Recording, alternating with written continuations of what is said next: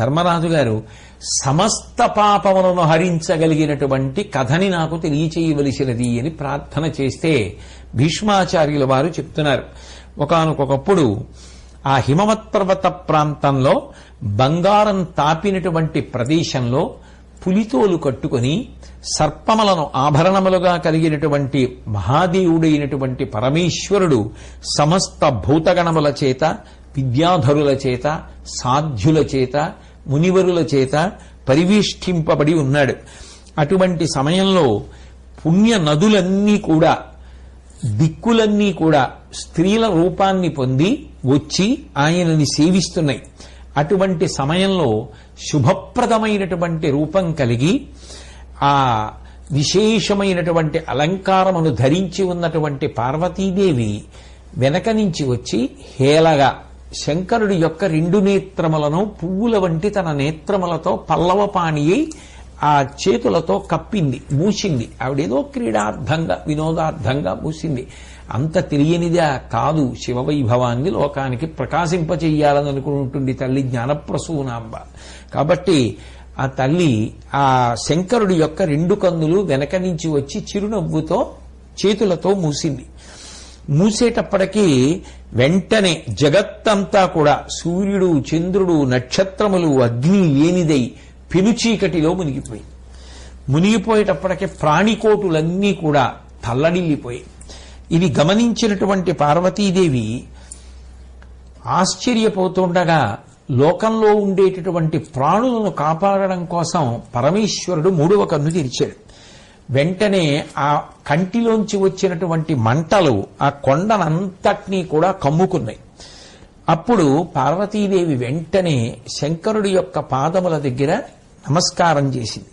నమస్కారం చేసి శంకరుణ్ణి ఆమె ప్రశ్నించింది, అసలు నేను ఏదో హేళగా క్రీడగా మీ 2 నయనములను మూసినంత మాత్రం చేత లోకంలో ఇంత కారు చీకట్లు అలుముకున్నాయి కదా, దీనికి కారణం ఏమిటి అని అడిగింది. అడిగితే ఈ లోకంలో ఉన్నవన్నీ నా స్వరూపాలే, నాకు ఏది కలుగుతుందో అదే లోకాలకు కలుగుతుంది. నేను కానిదేం లేదు కదా పార్వతి, అన్నీ నేనే ఉన్నాను.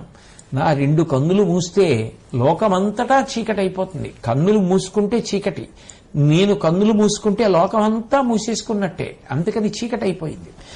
ఇది నేను కానిదేదీ లేదు సుమా అన్న విషయం నిరూపణం చేస్తోంది. భూతములకు భయం కలగకుండా ఉండడం కోసం, భూతములంటే ప్రాణులకు భయం కలగకుండా ఉండడం కోసమని, చీకటిని తాత్కాలికంగా తొలగించడం కోసమని నా యొక్క లలాటమునందు ఉన్నటువంటి 3వ కన్ను తెరవవలసి వచ్చింది అని చెప్పాడు. చెప్తే పార్వతీదేవి ఆ శివ వైభవానికి ఎంతో సంతోషించింది. తదనంతరం ఆ తల్లి, ఓ నిటలాక్ష, నీకు 4 ముఖములు ఎందుకు వచ్చాయి అని అడిగింది. అంటే శంకరుడి విషయంలో 5 ముఖములు కదా చెప్తాం. సద్యోజాత అఘోర తత్పురుష వామదేవ ఈశానములని 5 ముఖములు. తత్పురుషము అంటే తూర్పుని చూస్తూ ఉంటుంది, అఘోరము అంటే దక్షిణాన్ని చూస్తుంది, సద్యోజాతము అంటే పశ్చిమాన్ని చూస్తుంది, వామదేవము అంటే ఉత్తరాన్ని చూస్తుంది, ఈశానము అంటే 5వ ముఖం పైకి చూస్తూ ఉంటుంది, ఆకాశతత్వంతో ఉంటుంది. అదే జనన మరణ చక్రం నుంచి విడుదల చేస్తుంది, మోక్షప్రదాత. అయినప్పుడు 5 తలలతో ఉండేటటువంటి పరమేశ్వరుణ్ణి 4 తలలతో ఉన్నవాడిగా ఇక్కడ పార్వతీదేవి ప్రశ్న చేసింది అంటే ఆమె తత్వ సంబంధమైనటువంటిది కాకుండా ఒక ప్రధాన ప్రయోజనం కోసం ఆయన 4 తలల ముఖములను ధరించినటువంటి సన్నివేశం గురించి ప్రశ్నిస్తోంది అని అన్వయం చేసుకోవలసి ఉంటుంది. అంతేకాని శంకరుడికి 4 ముఖాలున్నాయి అని భావన కూడదు. ఎందుకనంటే సర్వసాధారణంగా ఆయనని పంచశిరుడు 5 తలలు కలిగిన వాడుగానే లోకంలో ప్రఖ్యాతి. అటువంటి శంకరుడు వెంటనే ఆమె వేసినటువంటి ప్రశ్నకి జవాబు చెప్తూ, ఈ లోకంలో సుందుడు, ఉపసుందుడు అనబడేటటువంటి రాక్షసులు ఉండేవారు. వాళ్ళు అపారమైనటువంటి భుజశక్తి కలిగినటువంటి వారు, చాలా విశేషమైనటువంటి శౌర్య ప్రతాపములు కలిగినటువంటి వారు. వాళ్ళు అస్త్రముల చేత సంహరింపబడరు, శస్త్రముల చేత సంహరింపబడరు. అస్త్రము అంటే అభిమంత్రింపబడుతుంది. రామచంద్రమూర్తి రామాయణంలో గడ్డి పరకని తీసి దాని మీద అభిమంత్రిస్తాడు. అశ్వత్థామ ఒక దర్భ మీద బ్రహ్మశిరోనామకాస్త్రాన్ని అభిమంత్రించాడు కదా భారతంలోనే. కాబట్టి అస్త్రము అంటే అభిమంత్రింపబడుతుంది, శస్త్రము అంటే చేత్తో పట్టుకుని తన బలాన్ని దానిలోకి ప్రవేశపెట్టి అవతల వారిని హింసిస్తారు, అవతల వారితో యుద్ధం చేస్తారు, బాధ పెడతారు. కాబట్టి దానికి శస్త్రము అని పేరు. కొన్ని శస్త్రములలో కూడా చేత్తో పట్టుకుని కొట్టే ఉంటాయి, పొడిచే ఉంటాయి, విసిరి లాగే ఉంటాయి. ఉదాహరణకి పాశం ఉందనుకోండి, వేసి లాగుతారు. ఓ శూలం ఉందనుకోండి, పొడుస్తారు. లేదు, చేత్తో పట్టుకుని విసురుతారు. తన బలాన్ని పొంది శూలం వెళ్లి అవతల వాడికి గుచ్చుకుంటుంది. కత్తి ఉందనుకోండి, చేత్తో పట్టుకుని ప్రహరిస్తారు. గద ఉందనుకోండి, చేత్తో పట్టుకు కొడతారు, ఒక్కొక్కసారి ప్రయోగిస్తారు. కాబట్టి అవన్నీ కూడా శస్త్రములలోకి వస్తాయి. ఈ సుందుడు ఉపసుందుడు అనబడేటటువంటి రాక్షసులు ఏ అస్త్రానికి శస్త్రానికి కూడా లొంగరు. అటువంటి వారిని సంహరించడం కోసమని ఒకప్పుడు విశ్వకర్మ ఏం చేశాడంటే, ఈ సృష్టిలో ఉన్నటువంటి సమస్త ప్రాణులలో ఉన్నటువంటి అందాన్ని నువ్వు గింజంత తీసుకుని ఒక గొప్ప స్త్రీని నిర్మించాడు. ఆమెకి తిలోత్తమ అని పేరు. ఎందుకంటే నువ్వు గింజంత తీశాడు కాబట్టి. ఆమె ఏ ప్రయోజనం కోసమని చెప్పి పుట్టిందో ఆ ప్రయోజనం నెరవేరడం కోసం, అనుగ్రహం కోసం శివుడికి ప్రదక్షిణం చేస్తోంది. ఆ ప్రదక్షిణం చేస్తున్నటువంటి సమయంలో శంకరుడు ఈమె దేవకార్యం కోసం పుట్టింది, రాక్షస సంహారం కోసం పుట్టింది అని బహుశః తన చూపుల చేత అనుగ్రహించడానికి శంకరుడు ఆమె తన చుట్టూ తిరుగుతున్నప్పుడు 4 వైపులా 4 ముఖములను కల్పించుకుని చూశాడు. అందుకు చేత నాకు 4 ముఖములయ్యాయి అంటే కేవలము దృష్టి చేత అంత శక్తిని కల్పించగలిగాను అని. అట్లాగే పార్వతీదేవి మీ కంఠమునందు ఎందుకు నలుపు కలిగింది, శరీరం అంతా ఇంత తెల్లగా ఉంటుంది కదా, కంఠం ఎందుకు నల్లగా ఉంది అని అడిగింది. అంటే ఈ ప్రశ్నలు అడుగుతోంది అంటే పార్వతీదేవికి తెలియవండి, పరమేశ్వరుడు తెలియవు కాబట్టి ఆవిడ అడుగుతుంటే చెప్తున్నాడండి అని అనుకోవడం కూడా అమాయకత్వమే. ఎందుకంటే ఆ తల్లి సర్వజ్ఞ, ఆవిడికి తెలియకపోవడం ఏమిటి? పైగా వాళ్ళు అసలు నిజానికి 2 ఉంటారా? 2 కాదు, 2గా కనపడేటటువంటి ఒకటి. కళాభ్యాం చూడాలంకృత శశికళాభ్యాం నిజతపఫలాభ్యాం భక్తేషు ప్రకటిత ఫలాభ్యాం భవతు మే శివాభ్యాం అస్తోకత్రిభువన శివాభ్యాం హృది పునర్భమాభ్యాం ఆనందస్ఫురదనుభవాభ్యాం నతిరియం అంటారు శంకర భగవత్పాదులు. ఒక్కటే 2 అవుతూ ఉంటుంది. మరి అడగడం ఎందుకు, చెప్పడం ఎందుకు అంటే లోకానికి తెలియడం కోసం, ఆ శివతత్వం ప్రకాశించడం కోసం ఆ తల్లి ప్రశ్న వేస్తూ ఉంటుంది, ఆయన జవాబు చెప్తూ ఉంటాడు, అనవలసి ఉంటుంది. కాబట్టి శంకర మీ కంఠానికి నలుపు ఎందుకు వచ్చింది అని అడిగింది. అడిగితే ఆయన జవాబు చెప్తూ, ఒకప్పుడు దేవతలు రాక్షసులు కలిసి అమృతోత్పాదనం చేయడం కోసమని క్షీరసాగర మథనం చేశారు. ఆ క్షీరసాగర మథనం చేసినప్పుడు అందులోంచి హాలాహలం పుట్టింది. ఆ హాలాహలాన్ని ఎవరూ స్వీకరించలేకపోతే దేవతల యొక్క ప్రార్థన మేరకు నేను దాన్ని స్వీకరించి, కడుపులో లోకములున్నాయి కాబట్టి మింగితే పాడైపోతాయని ఉదరము లోకంబులకును సదనంబకు తెరిగి శివుడు చటుల విషాగ్నిన్ కుదురుకొని కంఠభిలమున పదిలంబుగా నిలిపే సూక్ష్మ ఫలరసము క్రియన్. మింగకుండా దాన్ని కంఠంలో ఉంచుకున్నాను పార్వతి. అలా ఉంచుకున్న కారణం చేత, ఆ గరళము ఉన్న కారణం చేత నల్లగా మచ్చపడింది అక్కడ. అందుకని నేను నీలకంఠుడు అని పిలవబడ్డా. పద్మము వంటి ముఖం కలిగినటువంటి ఓ పార్వతి, నేను ఆ హాలాహల భక్షణం చేసి మింగకుండా కంఠంలో పెట్టుకున్న కారణం చేత తెల్లని కంఠమునకు నల్లని మచ్చొస్తే నన్ను నీలకంఠుడు అని చెప్పి బ్రహ్మాది దేవతలందరూ స్తోత్రం చేశారు అని శంకరుడు చెప్పాడు. తర్వాత పినాకము అనబడేటటువంటి ధనస్సు ఆయుధాలన్నిటిలోకి ఇష్టంగా పట్టుకుని తిరుగుతుంటావు. నమస్తే అస్తు ధన్వనే బాహుభ్యాము తతే నమః అంటుంది రుద్రాధ్యాయం. పాతి జగదిది పినాకం అంటుంది లింగ పురాణం. లోకములను ఆ పినాకం అనే ధనస్సుని పట్టుకుని కాపాడతాడు కాబట్టి దానికి పినాకం అని పేరు. మిగిలిన ఆయుధాల కన్నా పినాకం అనబడేటటువంటి ధనస్సుని ఎందుకు ఇష్టంగా పట్టుకు తిరుగుతావు, చెప్పవలసింది అని పార్వతీదేవి అడిగితే శంకరుడు జవాబు చెప్తూ, కృతయుగంలో కణ్వుడు అనబడేటటువంటి మహర్షి గొప్ప తపస్సు చేశాడు. ఆయన తపస్సు చేస్తున్నప్పుడు చుట్టూ పుట్టలు పెట్టేశాయి. ఆ పుట్టల్లోంచి ఒక గొప్ప వెదురు పైకి లేచింది. ఆ వెదురు ఏదో సామాన్యంగా ఉండేటటువంటి వెదురు కాకుండా అసాధారణ రీతిలో పెరిగి అంత పొడుగు అంత వెడల్పుతో పెరిగింది. వెంటనే బ్రహ్మ ప్రత్యక్షమై ఆ మహర్షికి కావలసినటువంటి వరములనిచ్చి ఆ పెరిగినటువంటి వెదురు తాను తీసుకుని 3 ధనస్సులను తయారు చేశాడు. అందులో మొదటిది పినాకము, అది శంకరుడికి ఇచ్చాడు. రెండవది శార్ంగము, అది శ్రీ మహావిష్ణువుకి ఇచ్చారు. మూడవది గాంధీవము, దాన్ని బ్రహ్మగారు తీసుకున్నారు. అదే తదనంతరం అర్జునుడి దగ్గరికి వచ్చింది. కాబట్టి అది ఒక మహర్షి తపస్సు చేసినప్పుడు పెట్టినటువంటి పుట్టలలోంచి పెరిగినటువంటి అసాధారణమైన వెదురుతో సృష్టికర్త అయిన చతుర్ముఖ బ్రహ్మ నిర్మించి పరమప్రీతితో నాకు ఇచ్చినటువంటి ధనస్సు కనుక మిగిలిన ఆయుధముల కన్నా దాన్ని ధరించడంలో ఎక్కువ ప్రీతితో ఉంటాను అని చెప్పాడు. తర్వాత పార్వతీదేవి వినిగిరి తనూజ తెరవాహనములనొల్లక వృషంబు అఖిలేశ్వర నిమ్మనమున గైకొని ఎక్కుదు వినగానే వలతు చెప్పవే కారణమున్. అన్నిటికన్నా ఎన్నో వాహనాలు లోకంలో ఉన్నాయి, మీరు తలుచుకుంటే లోట. కానీ ఒక ఎద్దుని వాహనంగా చేసుకుని తిరుగుతూ ఉంటారు శంకర, కారణం ఏమిటి చెప్పవలసింది అని అడిగింది. అడిగితే ఇతపూర్వం అనుశాసనిక ప్రబంధంలో గోమహాత్యంలో భీష్మాచార్యుల వారు చెప్పినటువంటి విషయాన్ని శంకరుడు తిరిగి చెప్తూ, ఒకప్పుడు హిమవత్ పర్వత ప్రాంతంలో నేను కూర్చుని తపస్సు చేస్తూ ఉంటే కొన్ని ఆవులు నా చుట్టూ చేరాయి.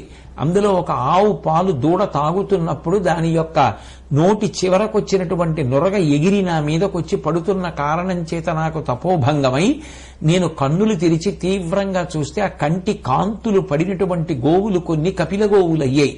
ఆ సమయంలో చతుర్ముఖ బ్రహ్మగారు పరిగెత్తుకొచ్చి నన్ను సంప్రీతుణ్ణి చేసి నాకు ఒక వృషభాన్ని దానం చేసి సంతోషపెట్టాడు. ఆ వృషభాన్ని స్వీకరించి దాన్ని వాహనంగా చేసుకున్నాను, అదే పతాకంలో ముద్రగా తీసుకున్నాను. కాబట్టి నేను వృషభ కేతనుండయ్యాను, వృషభ వాహనుండయ్యాను.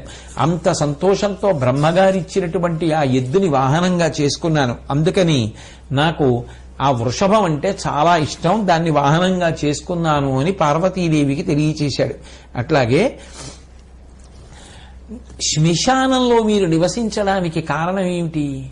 కైలాసం ఉంది, చింతామణులతో తయారు చేయబడినటువంటి గృహం ఉంది, ఇన్ని కాదని శ్మశానంలో దేనికుంటారు అని అడిగింది. అడిగితే అప్పుడు శంకరుడు చెప్తున్నాడు, క్రూరమైనటువంటి భూతములు లోకంలో ఉంటాయి. తెల్లవారి పూజ చేస్తే అంటే అలా ఉత్తిష్టంతో భూత పిశాచాహ అని అక్కడ ఎవరూ కూర్చోపోతే వాళ్ళ ఏమంటే మీరు అక్కడ లేవండి అంటావా? కాబట్టి క్రూరభూతములు ఉంటాయి లోకంలో, అవి అంతటా తిరుగుతూ ఉంటాయి. అట్లా తిరుగుతున్నవి జనులను నశింపచేయడం మొదలుపెట్టాయి.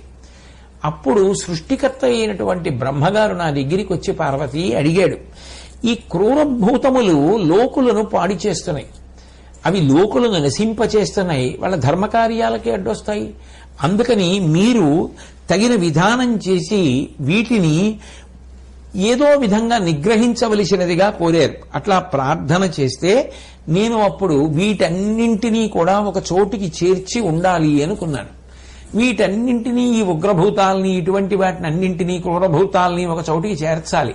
ఎక్కడ ఉంటే బాగుంటుంది? నేను ఎక్కడ కూర్చుని వీటన్నింటినీ అక్కడ కూర్చోబెట్టుకుంటే బాగుంటుంది, ఇవి ఊరి మీద పడిపోయి ఎవరిని పాడు చేయకుండా అని ఆలోచించాను. ఆలోచిస్తే మోక్షాన్ని కోరుకునేటటువంటి వారు ఏ విధమైనటువంటి తపోభంగానికి అవకాశం లేకుండా, ప్రాణం పోయిన తర్వాత తీసుకురాబడే వాళ్లే గాని ప్రాణం ఉండగా సరదాగా పెడదామని వచ్చేవాళ్ళు ఎవరూ అక్కడ ఉండరు. కాబట్టి ప్రశాంతంగా ఉంటుంది. కాబట్టి శ్మశానం కన్నా పవిత్రమైన ప్రదేశం ఏమిటి, అక్కడ కూర్చుందామని అనుకున్నాను.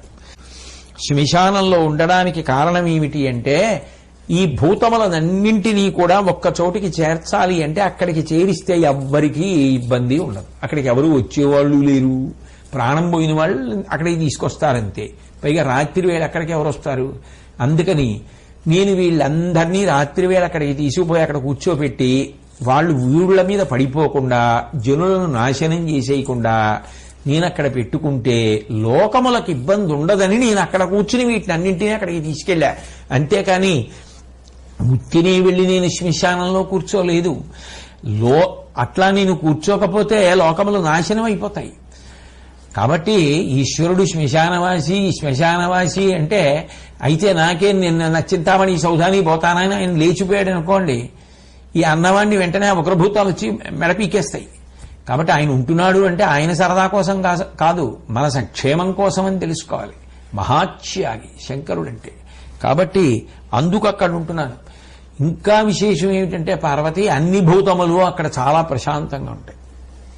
ఎందుకంటే నా దగ్గర అది ఉంది, వాడు పట్టుకుపోతాడేమో, వీడు పట్టుకుపోతాడేమో, ఈ గొడవేం లేదుగా. అక్కడికి పూర్తిగా వైరాగ్యం వచ్చేస్తుంది. ఎందుకంటే నా శరీరం అనుకున్న శరీరం కూడా కాలిపోతుంది. అక్కడ ఇంకా ఏముంది దెబ్బలాడుకోవడానికి? అందరికీ ఉండేది ఏమిటంటే అయ్యో ఉన్న సమయం అంతా పాడు చేసేసుకున్నామే అని ఏడవడం ఒకటే ఉంటుంది. కాబట్టి వాళ్ళని ఓదార్చడానికో అవకాశం. అందుకని నేను అక్కడ ఉన్నాను. అక్కడ ఉండి అన్ని భూతములు అక్కడికే చేరుతాయి. కాబట్టి అక్కడ ఉన్నటువంటి సమస్త భూతములకు కూడా ఏ విధమైనటువంటి అరమరికలు లేకుండా చేరుతాయి. కాబట్టి అక్కడ ఉండి వీటన్నింటినీ నియంత్రిస్తున్నాను. కాబట్టి నాకది నివాస స్థానమైంది. అంటే పార్వతీదేవి అడిగింది, ఈ బూది మీరు భస్మ రాసుకుంటారు ఒంటికి, అట్లాగే ఎముకల మాలలు ధరిస్తారు, పాములు ఆభరణాలు, గొడ్డలి శూలం మీకు ఆయుధాలు, ఇంత తీవ్రత కలిగినటువంటి భయంకరమైన రూపాన్ని ఎందుకు ధరిస్తూ ఉంటారు శివ అని అడిగింది. ఎందుకంటే శివుడికి అదొకటే రూపం కాదు, శివుడి యొక్క ఆహ్లాదకరమైనటువంటి రూపం ఉంది. ఘృతరీతి ఘనీభూతం సచ్చిదానంద విగ్రహం, నేయి ముద్ద పోసినట్టుగా ఉంటుంది. అప్రాకృత శరీరం తం అతిమన్మధరూపిణం, కోటి మన్మధుల లావణ్యంతో ప్రకాశిస్తూ ఉంటాడు. అంత అందగాడివి ఇటువంటివన్నీ ఎందుకు ధరించి ఉంటూ ఉంటావు, ఏమిటి కారణం అని అడిగింది. అడిగితే అప్పుడు ఆయన అసలు రహస్యాన్ని బయటపెట్టాడు. ఈ లోకం నడుస్తోంది అంటే రెండు కారణముల చేత నడుస్తోంది. ఒకటి వేడి, ఒకటి చల్లతనం. ఈ రెండూ కూడా అవసరమే. ఈ రెండూ లేకుండా అసలు నడవదు. చల్లతనం అంతా విష్ణుస్వరూపం, వేడితనం అంతా శివస్వరూపం. ఈ రెండు కలిస్తేనే సృష్టి. ఈ రెండింటినీ కలిపి విశ్వముగా నేను ధరించి భరించి ఉన్నాను పార్వతి. అందుకని వేడికి సంబంధించినవి నాయందు ఉంటాయి. కాబట్టి అటువంటి వాటన్నింటినీ అగ్ని సంబంధమైన వాటిని ధరించి ఉన్నాను అని చెప్తే, మరి అంత చల్లటివాడు చంద్రుణ్ణి తల మీద ఎందుకు ధరించారు అని అడిగింది పార్వతీదేవి. దక్షయజ్ఞంలో దేవతలందరూ దారి తప్పి చెయ్యకూడని యజ్ఞం చేస్తూ ఉంటే శివుడికి అందులో హవిస్సు లేదంటే వాళ్ళకి బుద్ధి చెప్పడం కోసమని దక్షయజ్ఞ ధ్వంసం చేశాను వీరభద్రుడిగా. ఆ చేస్తున్నప్పుడు అక్కడ ఉన్నటువంటి చంద్రుడు కింద పడిపోతే ఆయన్ని తొక్కేశాను. తొక్కేస్తే శరణాగతి చేసి ఆ చంద్రుడు నన్ను ప్రార్థన చేశాడు. వెంటనే నా మనసు ద్రవించిపోయింది. అంటే ఎంత భక్తవాత్సల్యం ఉన్నవాడు. అయ్యో అని వంగి ఇతనికి నేను చెయ్యగలిగిన ఉపకారం ఇంతే అని వెంటనే తీసి నెత్తి మీద పెట్టుకున్నాను. నేను తొక్కానో ఆనా కాళ్లే పట్టుకుంటే ఎత్తి నెత్తిని పెట్టుకున్నాను. అంటే ఎంత తప్పు చేసిన వాడైనా తప్పైంది మహాప్రభో అని నమస్కరించి శరణాగతి చేస్తే వాళ్ళని ఎత్తి నెత్తిని పెట్టుకోగలిగినటువంటి ఉదారుడు శంకరుడు, అంతటి మహానుభావుడు. కాబట్టి పార్వతి దక్షయజ్ఞ ధ్వంస సమయంలో ఆ చంద్రుణ్ణి ఎత్తి తల మీద పెట్టుకున్నాను. చంద్ర రేఖ ధరించాను కాబట్టి చంద్రశేఖర అని. చంద్రుడు కాలమును గణన చేయడంలో చంద్ర కళల చేత శుక్లపక్ష కృష్ణపక్షములు కాలగతి నిర్ణయిస్తారు. కాలాతీతులను కనుక చంద్రశేఖర అని, చంద్రమౌళి అని కీర్తింపబడ్డాడైన.